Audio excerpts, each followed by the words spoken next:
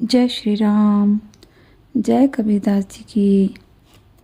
कबीरदास जी के साधु का मतलब समझाने वाले कुछ और दोहों के अर्थ हम जानने का प्रयास करेंगे। साधु ऐसा चाहिए जैसा सूप सुभाए,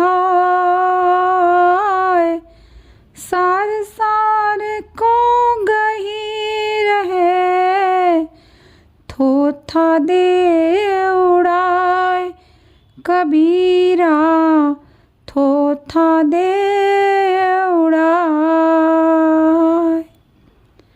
कबीरदास जी कहते हैं कि जैसे सूप का स्वभाव होता है गंदगी और कूड़े को निकालकर अनाज को साफ करना है,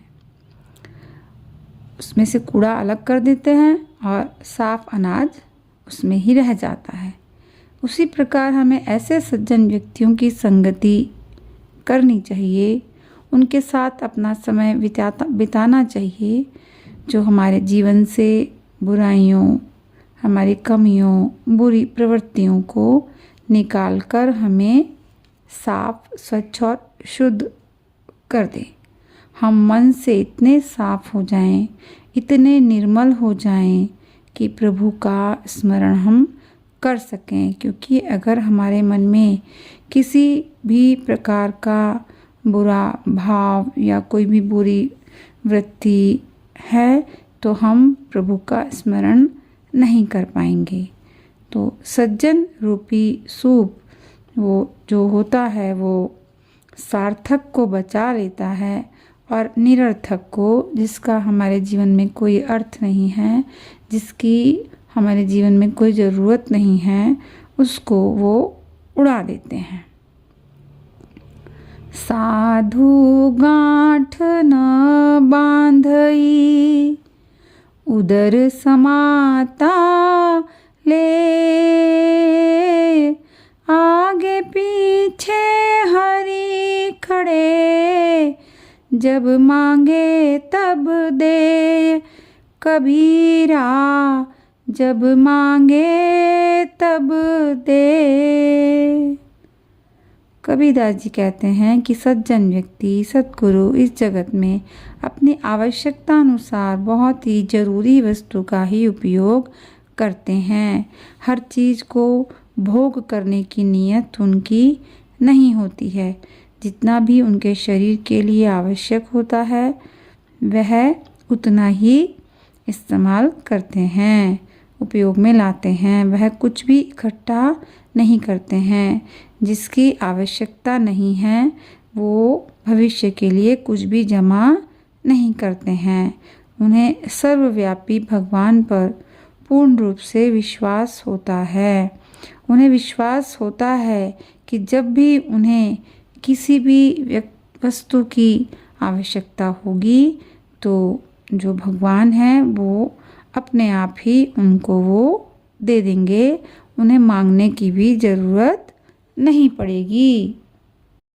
फूटी आँख विवेक की, लखे न संत असंत, जाके संग 10-20 हैं, ताको नाम महंत, कबीरा ताको नाम महंत। कबीरदास जी कहते हैं कि जिसकी ज्ञान रूपी आँखें खराब हो गई हैं, जब उन्हें ज्ञान ही नहीं है तो वह साधु या सज्जन व्यक्ति, सच्चे व्यक्ति और दुष्ट व्यक्ति में अंतर कैसे करेंगे? वो दोनों को पहचानेगा कैसे?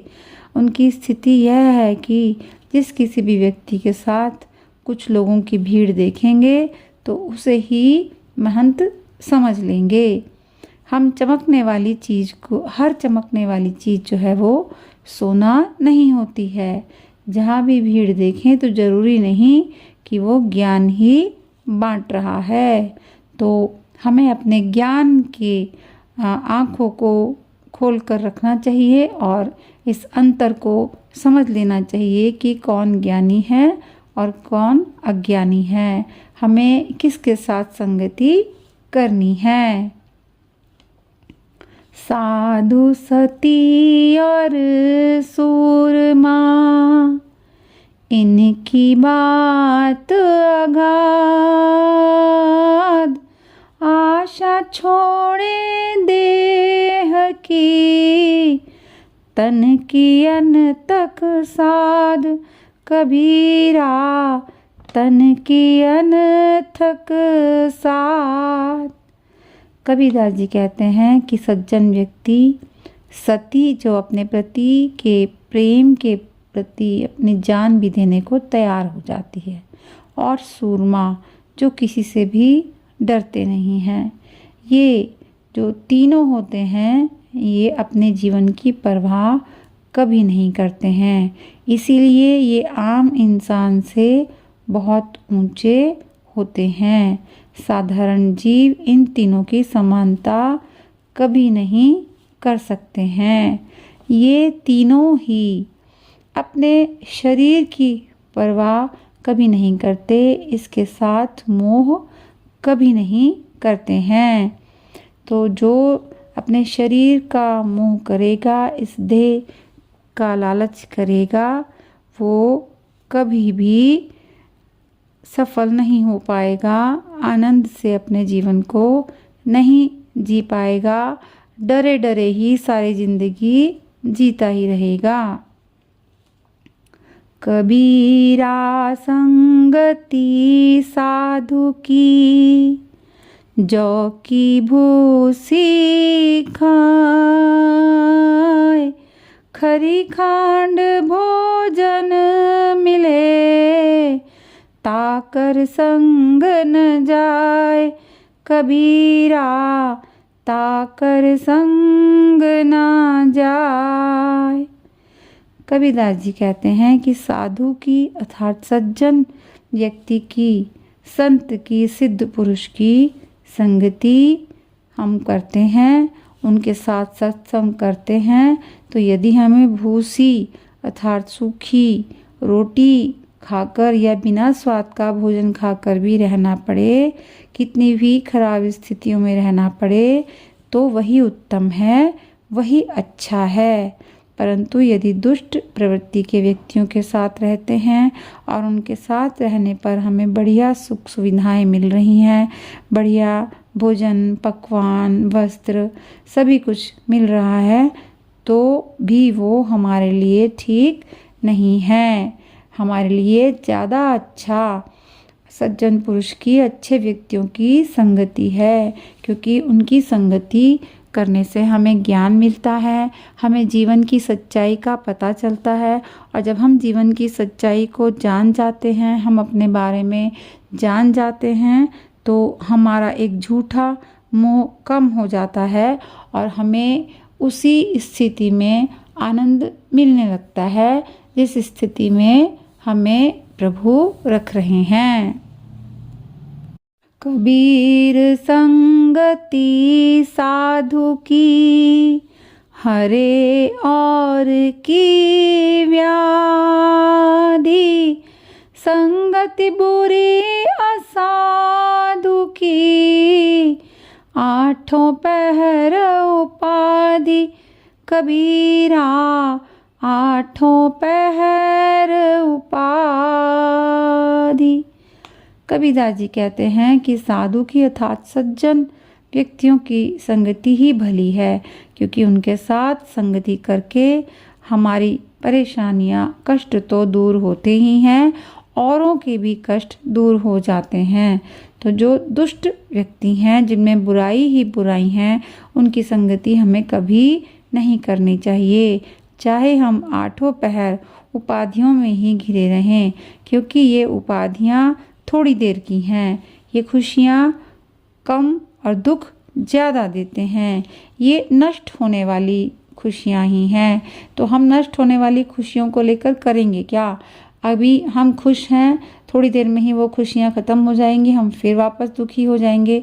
तो फिर ऐसी संगति करने से क्या फ़ायदा है, क्या लाभ है। तो हमें संगति ऐसे सद्गुरुओं की, सज्जन व्यक्तियों की करनी चाहिए, जिनके साथ हम रहते हैं, समय बिताते हैं, ज्ञान पाते हैं, तो हमें सच्चा सुख, आनंद की प्राप्ति होती है। संगति सो सुख्या उपजे, कुसंगति सो दुख होय। कह कबीर ता जाइए, साधु संग जहाँ होय कबीरा, साधु संग जहाँ होय। कबीरदास जी कहते हैं कि अच्छी संगति से ही, संत साधुओं की संगति से ही सुख प्राप्त होता है, आनंद प्राप्त होता है। सद्गुरु की संगति से ही हमें ऊंचा जीवन जीने की विधि का पता चलता है। और दुष्ट, निम्न, कपटी लोगों से संगति करके हम कष्ट पाते हैं, दुख पाते हैं। कबीरदास जी कहते हैं कि हमें भी अपना समय वहीं बिताना चाहिए जहाँ सज्जन व्यक्ति हो, सद्गुरु हो, सत्संग हो रहा हो, ज्ञान बांटा जा रहा हो, भजन कीर्तन हो रहा हो। यही सत्संग हमें मुक्ति की तरफ लेकर जाता है, जीवन के दुखों से यही हमें मुक्ति दिलाता है। साधु तो हीरा भया, ना फूटे धन खाए, ना वह बिन से कुंभ ज्यों, ना वह आवे जाए कबीरा, ना वह आवे जाए।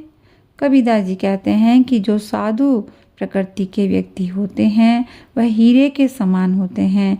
जिस तरह से हीरे पर हथौड़े की जो हम चोट मारते हैं तो वो तब भी टूटता नहीं है, वो इतना मजबूत आपस में बंधा हुआ होता है कि चोट का उस पर प्रभाव नहीं होता। उसी तरह से साधु सन्यासी भी विषम से विषम परिस्थितियों में, कितनी भी दुष्कर खराब स्थितियां हैं, परिस्थितियां हैं, वो उनमें विचलित नहीं होते, दुखी परेशान नहीं होते हैं, वो मजबूती से टिके ही रहते हैं। हालातों के साथ पूरे जोश के साथ वो लड़ते हैं। वो कच्चे घड़े की तरह नहीं होते हैं कि जरा सी चोट पड़ी कि टूट गए, थोड़ी सी ही परेशानी आई और लगे रोने, दुखी होने, और कुछ तो इस तरह टूट जाते हैं कि स्वयं को ही समाप्त कर लेते हैं। तो हमें ऐसे गुरुओं के जीवन से सीखना चाहिए कि वो किस तरह जगत के थपेड़ों से अपने आप को बचाते हैं और अंत में जन्म मृत्यु के बंधनों से मुक्त हो जाते हैं। कबीर दर्शन साधु के, करतन की जय कानी, जो उद्यम से लक्ष्मी, आलस मन से हानि कबीरा, आलस मन से हानि। कबीरदास जी कहते हैं कि जब भी हम किसी साधु से, संत से, सद्गुरु से मिलें तो हमें अपने मन में किसी प्रकार का संशय, शंका नहीं करना चाहिए, या मन में अभिमान, अहंकार नहीं करना चाहिए। यदि मन में शंका करके गुरु से मिलेंगे तो हमें कोई लाभ नहीं मिलता है।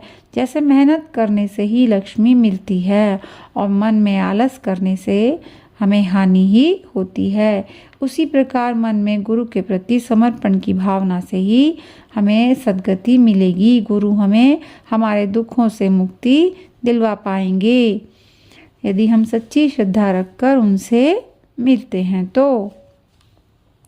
खाली साधु ना विदा करूं, सुन लीजिए सब कोय, कह कबीर कछु भेंट धरूं, जो तेरे घर होए कबीरा, जो तेरे घर होए। कबीरदास जी कहते हैं कि आपके घर पर कोई भी साधु ढोंगी या कपटी नहीं, श्रेष्ठ साधु संत सद्गुरु आए तो उनको कभी भी खाली हाथ विदा नहीं करना चाहिए। उनको कुछ न कुछ अवश्य देना चाहिए। देने को जरूरी नहीं कि हम धन पैसा दें, क्योंकि जो वास्तव में संत है, श्रेष्ठ ऊंचा साधु है, वो आपसे कुछ चाहेगा ही नहीं। अच्छे गुरु की सांसारिक कामनाएं नहीं होती हैं जो उन्हें पूरा करने के लिए उन्हें कुछ चाहिए। उन्हें चाहिए तो बस शरीर चलाने भर को रोटी, तन ढकने भर को कपड़ा।